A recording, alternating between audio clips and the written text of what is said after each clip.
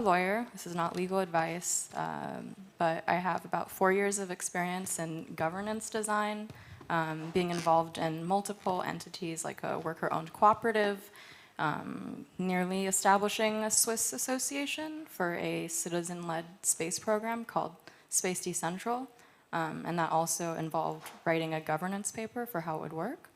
And at the moment, I'm a CEO for a company called Autark, and we're an American LLC, potentially creating a C Corp or something like that next. So that's just a little bit of background. So I'm going to go through this sentence a little bit, and then we'll break it down further. So DAOs. A DAO is a decentralized autonomous organization. It's an organization that operates based on rules which are encoded on a blockchain. That's the basic level, essentially, of what a DAO is. Okay, established legal entities. So the primary driver for establishing a legal entity is limiting your liability. That's why they came up in the past, because people didn't want their assets to be at risk. And the DAO 101, if you're in the DAO space right now, you know that if you don't have a legal entity, your DAO can be considered a general partnership. That started to be revealed with the SEC's DAO report. Okay, so they're too early to be practical. What does practical mean? Let's just look at the dictionary definition. Number 2, likely to succeed or be effective in real circumstances.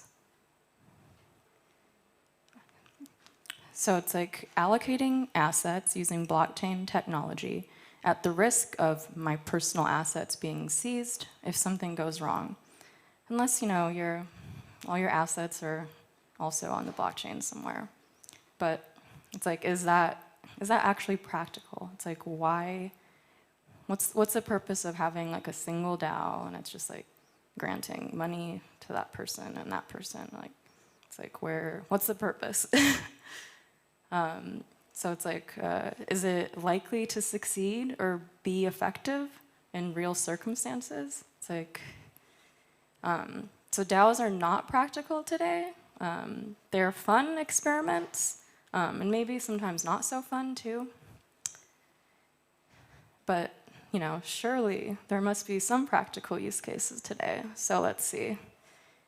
Maybe a bake sale, a lemonade stand, a Burning Man camp, an anonymous DAO. You know, if you're an anonymous DAO, it can be practical because your assets can't be seized. But someone might say, okay, what about Moloch DAO?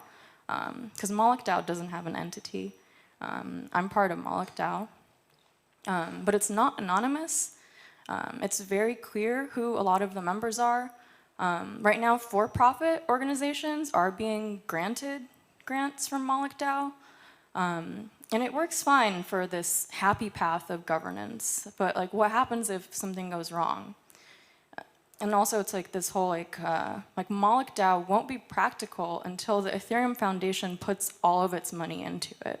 And that's why it's just an experiment right now. It's like, you know, there's some decisions going on in Moloch DAO where it takes like 2 months to decide, not that many people are participating, and it's like, okay, is it actually effective? So I think Moloch DAO is like one example of this meme that's been spreading for a type of DAO, but in reality, it's one organization that's just granting money to other organizations. And it's like, what was like the spirit of the DAO? Is it just supposed to be like this one entity and just like giving these other entities money? I'll talk more about like the spirit of the DAO later, but I guess it's like, well, what about DAO dispute systems? Like, this is like with dispute systems, you know, you're fine. Like, it's gonna help solve these problems with, you know, like legal issues you might have across DAOs. But it's like, okay, well, the dispute systems that are being designed today, they're based on essentially like money and slashing and losing money if you aren't like aligned with the majority decision.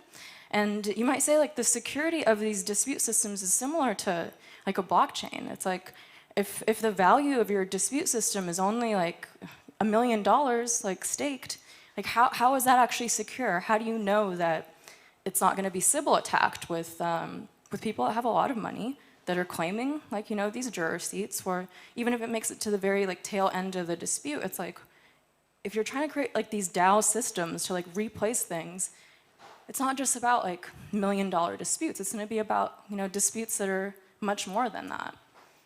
So it's like, okay, like today, I would I would prefer lawyers to handle my disputes. So it's like, why DAO anyway? Like I've been in the DAO space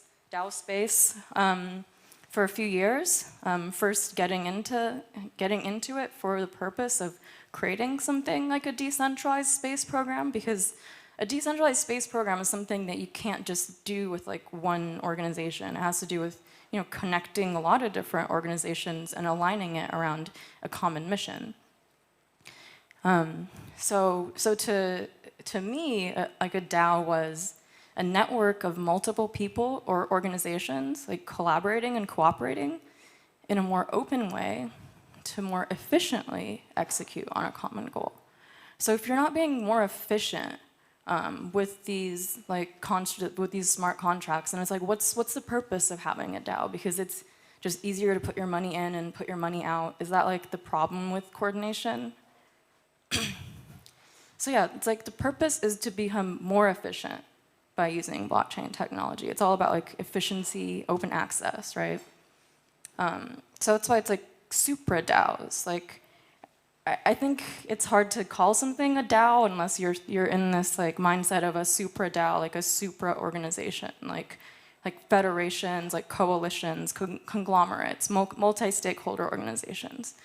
I think that it's hard to like go back to the purpose of it if you're not designing a system that can make these connections, because that's the problem with like institutions today. Is it's like it's hard to have like contracts between multiple entities. It's very easy to sign a legal agreement and put your corporation on it, put the other corporation on it, like send it money and have more rights for if something goes wrong.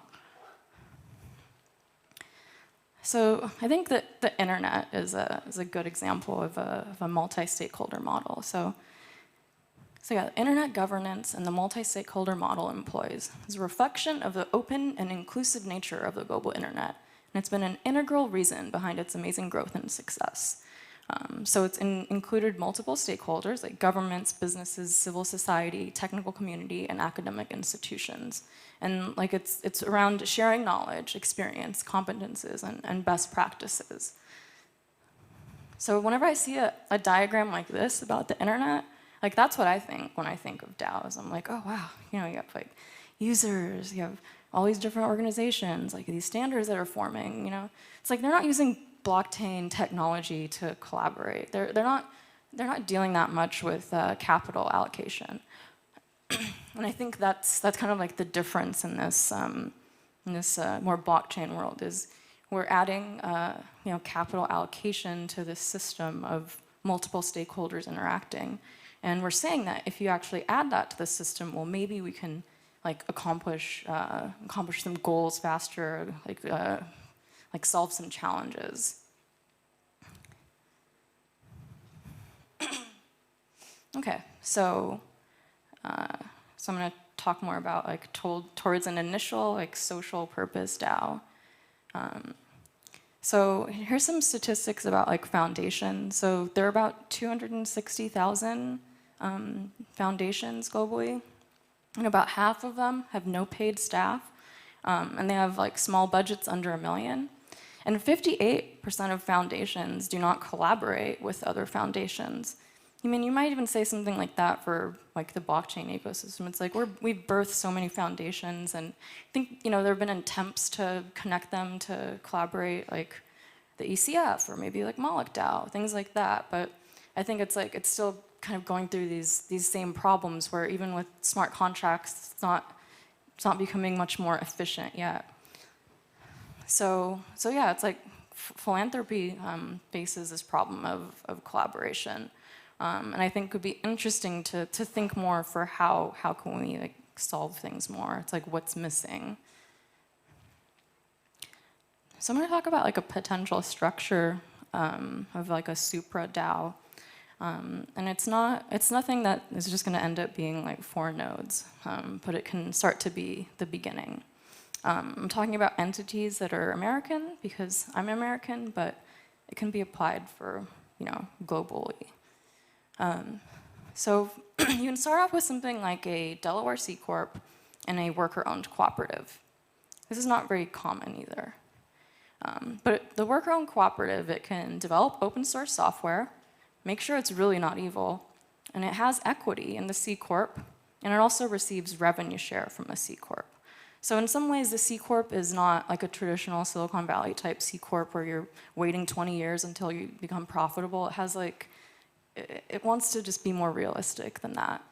But the primary goal is to make money, essentially, and it has various products that uses the open source software developed by the cooperative. You might think of this today like something like Google, these cloud providers that are using all this open source software.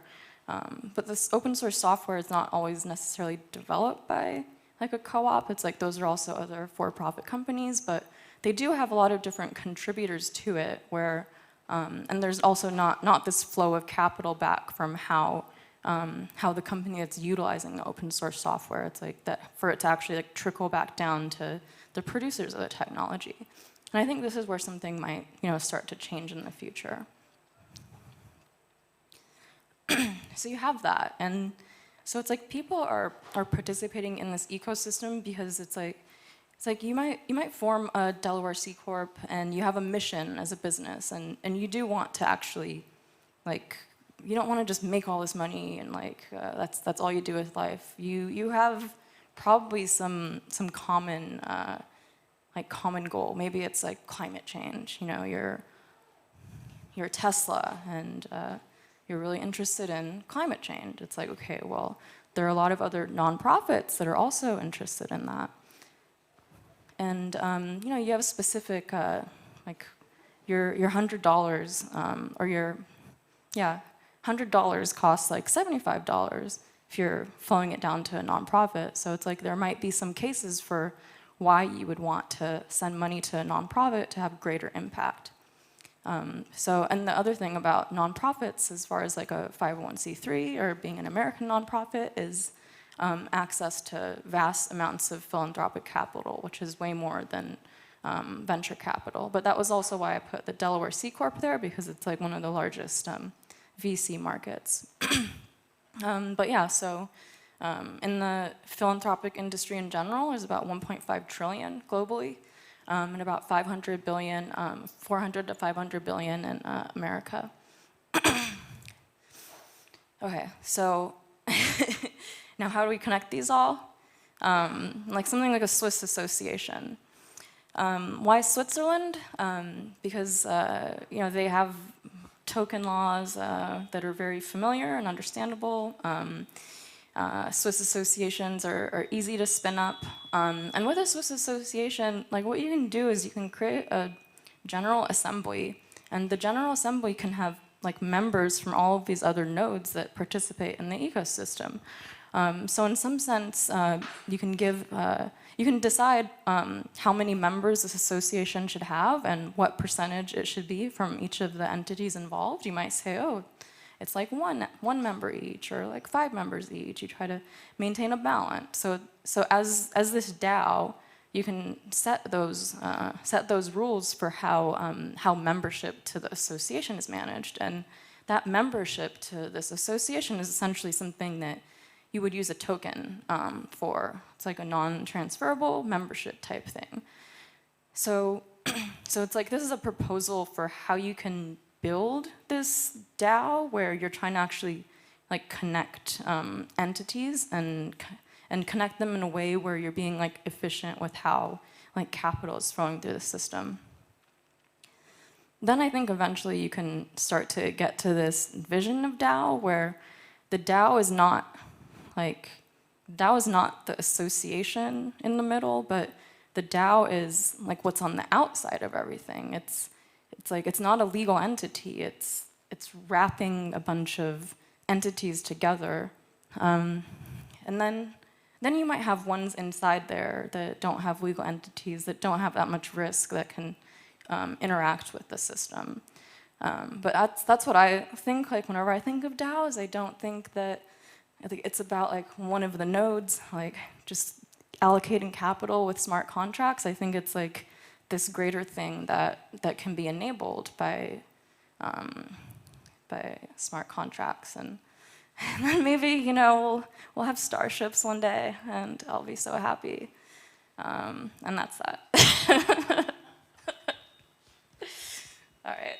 I don't know if I have much time left, but... Oh, yeah, you have some time for a short Q&A. Okay. I like to organize it. I just pass the microphone. Okay. Yeah. No, does anyone have questions?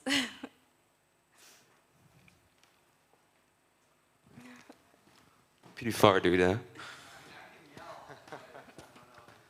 No, we'll do it the classic way. There you go. So for the Swiss Association, you generally need a Swiss resident, right? Do you guys have a workaround? Do you have a workaround solution for that? Oh, I mean, that was like a hypothetical DAO. Once you have all those 4 entities, hopefully you know some Swiss people, or you have like money to find a really good one. But that's like a hypothetical type system, and it's like once you get to the space agency levels, you know, there's like good universities there that are about aerospace where you can find a good board member that's probably a professor or something. So you recommend just getting your community big enough before you start the legal entity?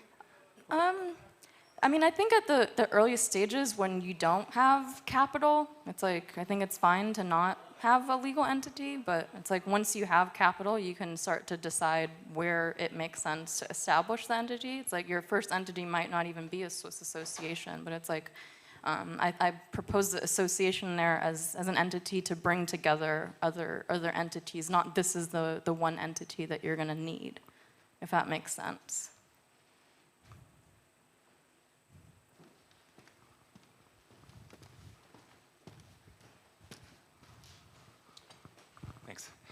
I don't know much about the legal part, but I've heard of open law, like a legal wrapper for LLCs in the US. Is there something similar for like Swiss corp, like?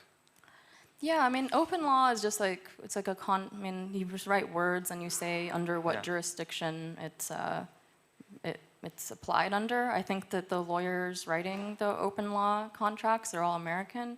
But you can, you know, just maybe open law can hire like a Swiss lawyer and they just write up these templates. But, you know, it's just templates. And I think the thing about open law right now has to do with privacy. And I think the way that they approach privacy is like, I don't know, like private instances of blockchains or something. I don't know. But I think that's the main problem is I think when you're in these earlier stages of DAOs, you probably still need some form of privacy when it comes to contracts, unless you're super open and transparent and you're fine with all your contracts being in the public, which I think, you know, people should be. So if I want to start a Swiss Foundation DAO tomorrow, how do I proceed? Yeah, I feel like a lot of foundations in the blockchain ecosystem are not very private. I mean, they're not very public with their contracts. But sorry, what was your question? If I want to start a DAO tomorrow and give it a legal entity in Switzerland, how do I do it?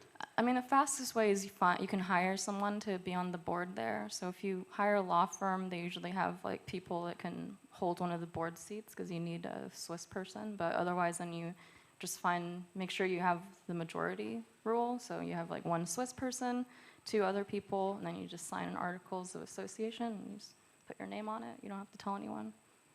But your lawyer and the other member of the board, or you find a Swiss person. Okay. But you don't need it if you're not dealing with money, so.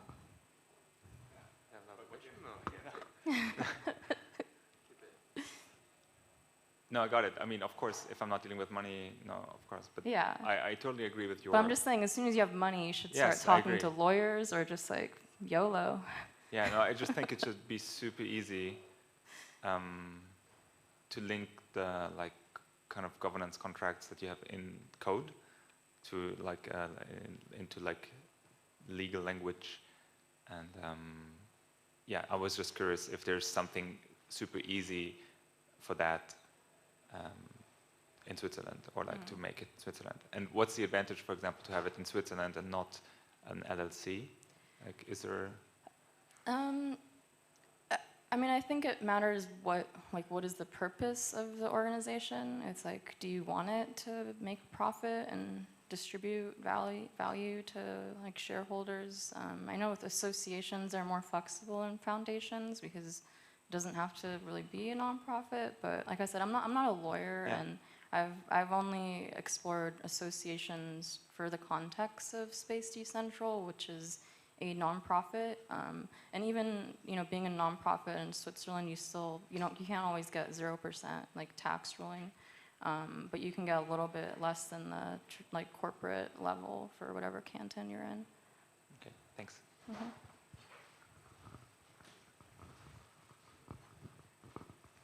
I am a lawyer, but I try not to do any law. Yeah. But another thing, this is what Dash has done, is use the New Zealand Trust. Sorry, say that again. A trust in New Zealand, which sounds a little bit like an association, so it doesn't need to be registered at all. And they've also got a LLC, so it's an overarching one, so that's another possibility. But the trouble with trusts, they're you can make them transparent if you want, and it's probably a good idea because you want the people's names out there. You don't want it to be done in secret, because if it's done in secret, that's not... It just doesn't work properly. Yeah, I think that it would be interesting to eventually make a playbook somewhere where people can learn how to connect different entities and how it can be easier to set up. And so I think that would be like something good for the blockchain ecosystem, so people understand, and hopefully there are lawyers that can stamp things too with their seal of approval.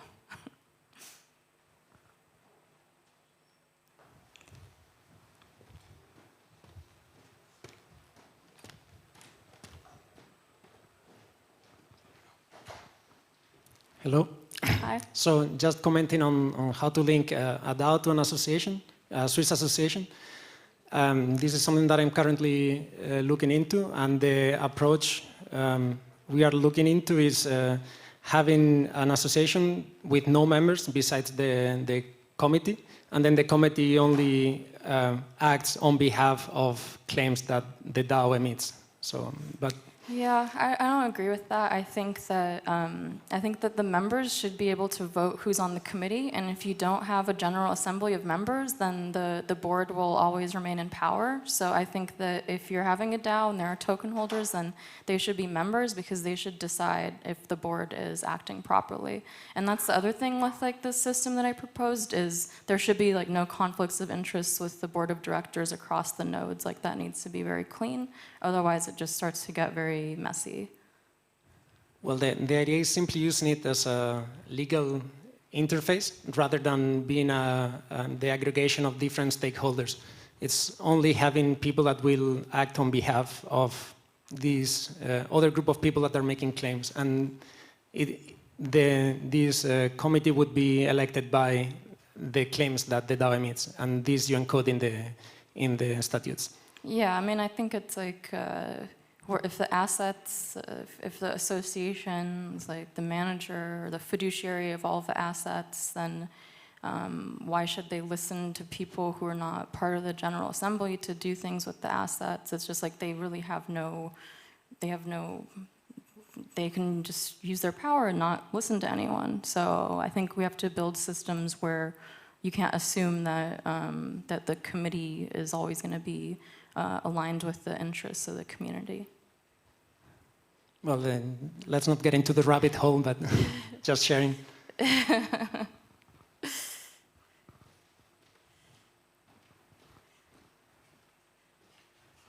Hi, just adding to different solutions, I'd like to share an interesting thing from Poland, actually. Next year, beginning of next year, there is new legislation running in Poland that introduces new kind of company which has in the legislation stated that the shareholder registry can be put on blockchain, like literally. So basically what it means that the shareholder, like it will be native security tokens, and the decisions like it will be a DAO like made into the legislation. So token holders Yeah. will be the shareholders because changes in the registry are legally binding. Yeah, yeah. I mean, I think that you also have that at Wyoming. Like, it's still like okay. There's the more basic level of a DAO, which is like one organization being on the blockchain. But I think like the spirit of a DAO is more than that. So.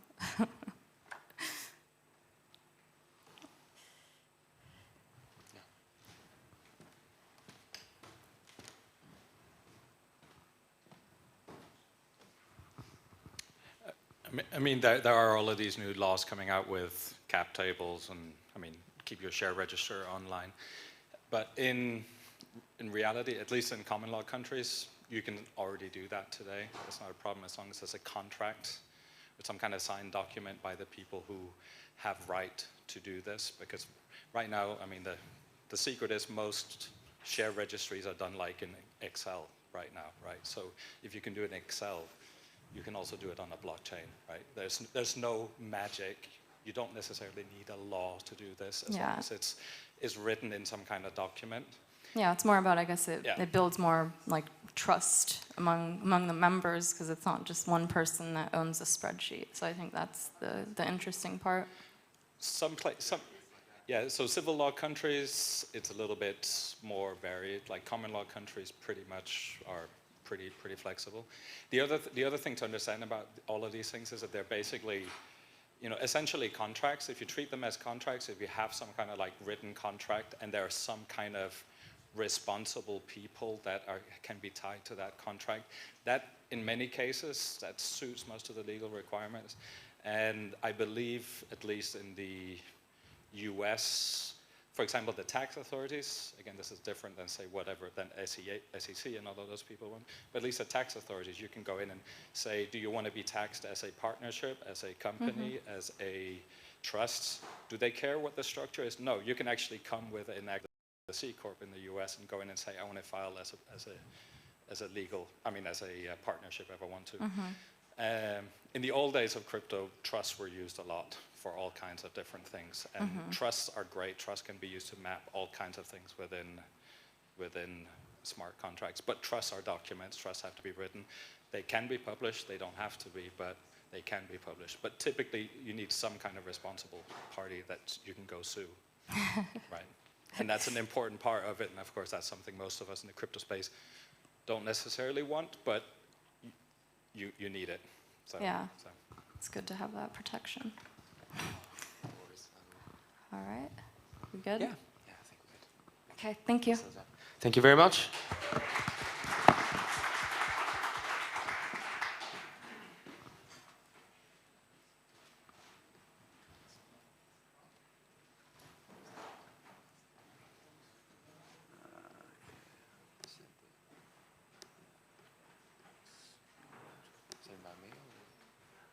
Yeah, he's put a chat. Okay.